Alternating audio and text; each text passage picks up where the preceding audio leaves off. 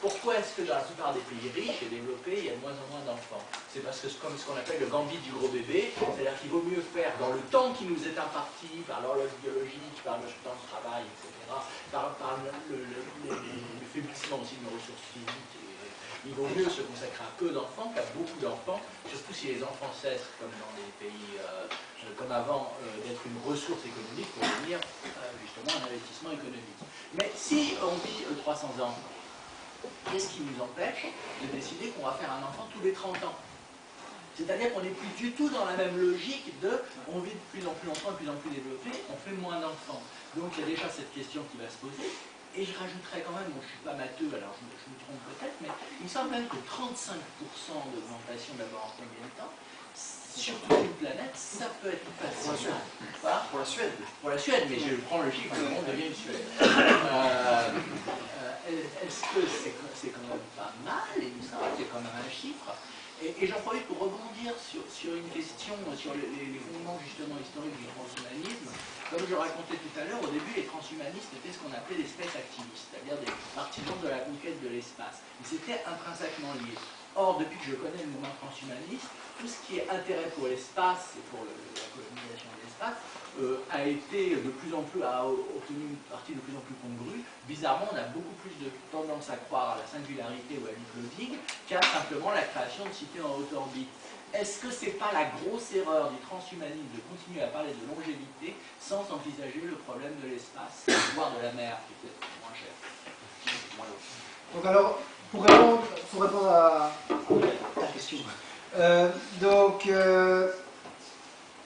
ce qui va se passer à court terme, enfin ce qui se passerait à court terme dans un monde sans vieillissement, pour moi, la probabilité que la natalité diminue est très forte, notamment aussi parce que les femmes ont une période fertile qui se termine vers 40, 45, 50 maximum ans, et donc pour le moment, à un certain moment, il faut décider, tandis que si les mécanismes de lutte contre le vieillissement sont 100% efficaces, ça signifie aussi une période fertile qui ne s'arrête pas.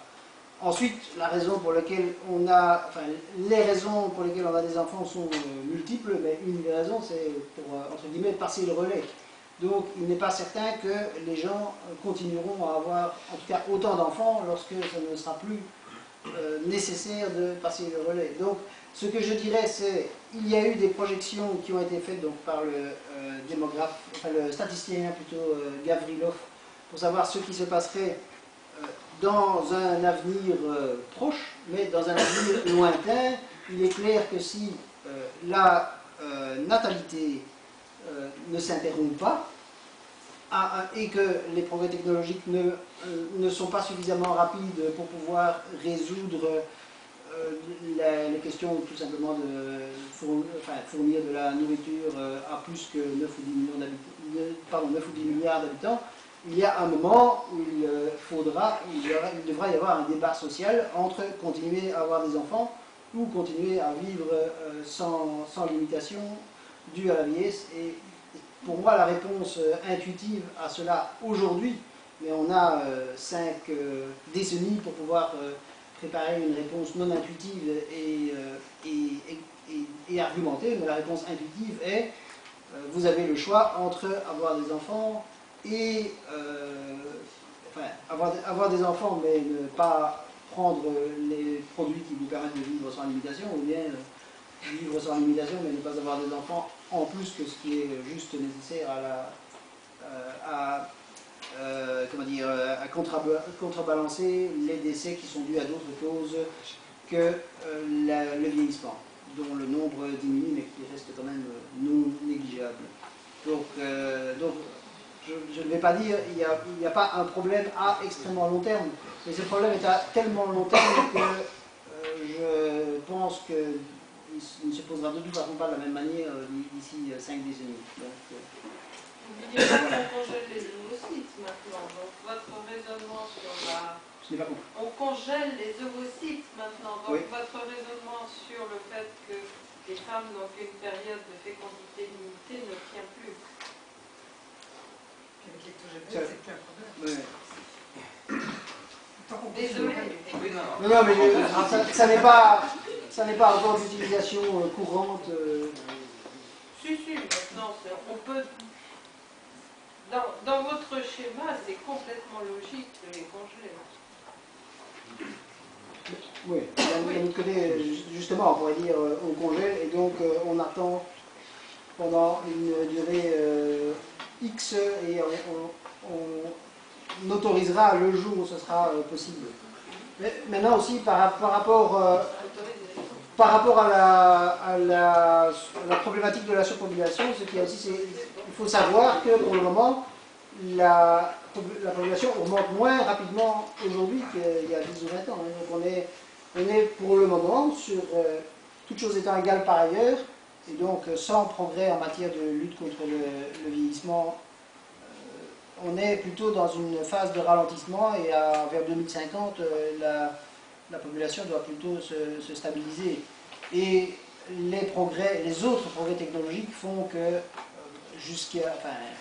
ça ne pose pas un problème de nourrir une population de 9 ou 10 milliards d'habitants. De toute façon, déjà maintenant, il y a à peu près, aux dernières estimations, 1 milliard, j'ai lu 1 milliard 700 millions de personnes qui mangent trop pour 800 millions de personnes qui ne mangent pas assez. Donc, et ça pose déjà des tas de problèmes. Le fait de manger trop et le fait de ne pas manger assez. Les deux. Les deux. En général. Ouais. Disons que le fait de manger trop, c'est un peu choisi, tandis que ne pas manger assez. Une autre question peut-être sur l'ensemble du sujet. On a encore du temps, non? Je pense par exemple qu'on a été tous très étonnés de voir ce premier film de science-fiction où on voyait des gens manger dans les poubelles. Sur les verres. Voilà, sur les verres. Et ensuite,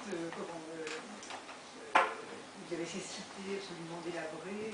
Donc, moi, la Russie, à l'heure actuelle, est en train d'avoir une espérance de vie qui se réduit, enfin, en tout cas qui a très nettement cessé d'augmenter.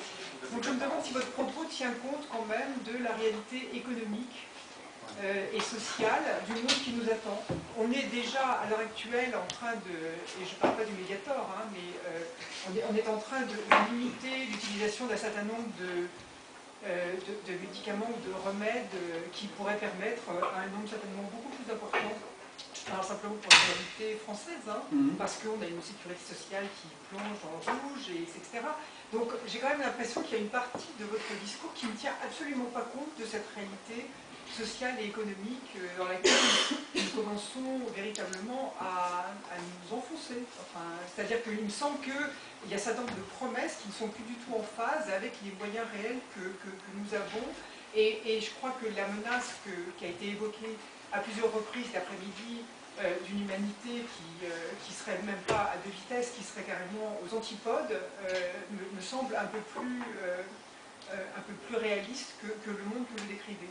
Alors, personnellement, ça fait une trentaine d'années que je fais de la politique, située politiquement à gauche, et ça fait aussi une trentaine d'années que j'entends maintenant la situation commence à devenir plus mauvaise que par le passé, et si ça continue comme ça, en fait, la génération suivante.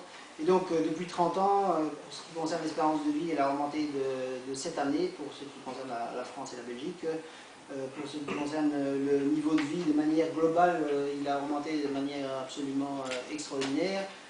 Et comme je disais, l'ensemble des couches de la population, des couches par niveau d'âge, la mortalité infantile et la mortalité des différentes couches de population continuent à diminuer. Donc je ne vais pas vous dire que dans le futur, ce que vous annoncez ne se passera pas, mais les signes qui sont exprimés par les gens de gauche ne sont pas là. Ce n'est pas exact. Le Sénégal, Afrique subsaharienne typique, l'espérance de vie a augmenté de ces 9 années dans les 25 dernières années. Donc, je redis, je pense que c'est une... pour l'ensemble des gens de gauche favorables aux progressions technologiques, il y a une erreur, mais vraiment une erreur immense de perception de la réalité.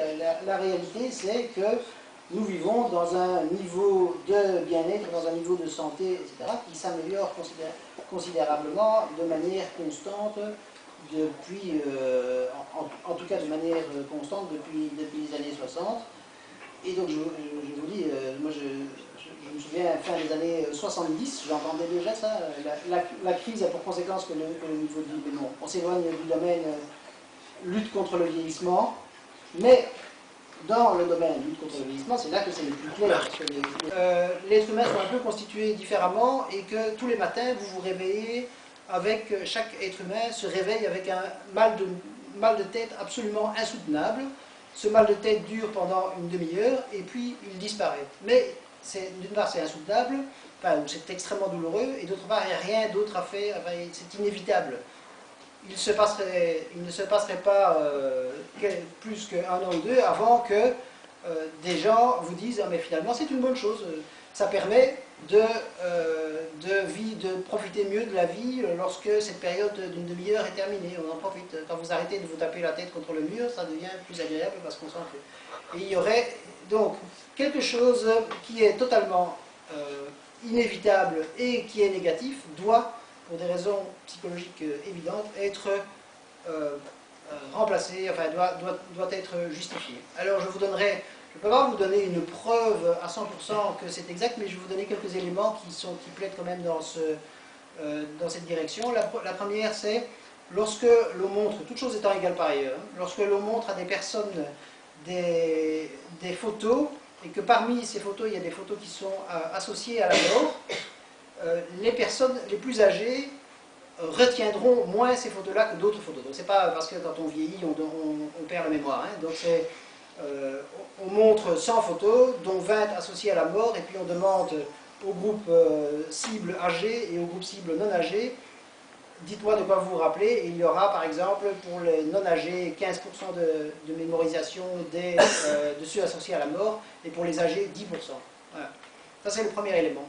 Le deuxième élément, c'est ce qui s'appelle le management de la terreur, qui a été découvert relativement récemment dans des études psychologiques, entre autres aux États-Unis. Lorsque on montre à des gens de manière inconsciente, enfin sans qu'ils s'en rendent compte, des images associées à la mort, ils vont devenir plus agressifs à l'égard d'autres personnes, et ils vont aussi être plus défendre leur groupe, etc. Donc, c'est deux choses pour montrer que les mécanismes qui ne sont pas conscients, mais que nous avons tous, pour éviter de penser pour d'une part éviter de penser à ce qui est actuellement totalement inévitable et insoutenable, à savoir le fait qu'on va mourir de vieillissement. Donc les mécanismes qui sont mis au point sont nombreux, et pour beaucoup on n'en a pas conscience. Et donc, dans toute l'histoire de l'humanité, jusqu'à il y a quelques années, c'était une bonne chose. Maintenant, je pense que c'est une mauvaise chose. Maintenant, c'est une mauvaise chose, mais c'est pas simple, hein, parce que, pour utiliser un petit proverbe, l'espoir est un poison. Hein, donc, notamment, il est probable, enfin pour moi, il est extrêmement peu probable, plutôt, que l'ensemble des progressions technologiques n'aboutissent pas, sauf catastrophe, qui pourrait d'ailleurs être créée par l'humanité elle-même. Enfin, si les progressions technologiques se poursuivent, je vous ai dit, étant donné que la mort est attaquée par de nombreux biais, il est extrêmement peu probable qu'on n'arrive pas à échapper à la mort par vieillissement. Donc il est extrêmement probable, je vais faire plus simple, le négation, il est extrêmement probable qu'on arrive à échapper à la lutte pour le vieillissement. Il n'y a pas comme en matière scientifique, il y a la limite de la vitesse de la lumière qui a l'air, et encore c'est controversé, mais enfin, qui a l'air d'être une limite absolue. Il n'y a pas en matière de vieillissement quelque chose qui a l'air d'être une limite absolue. Il n'y a pas ça. Et pourtant, quand on parle à des gens, même connaissant bien le sujet, ils vous diront, oui, de toute façon, on va toujours continuer à mourir de vieillesse. Non, il n'y a pas d'élément. Et donc, l'explication qui est la meilleure pour moi, c'est nous fonctionnons en fait de manière inconsciente pour éviter de répondre à ces questions-là. Ouais, je suppose qu'il doit y avoir encore peut-être un bon nombre de questions sur ce sujet-là. J'espère que nous aurons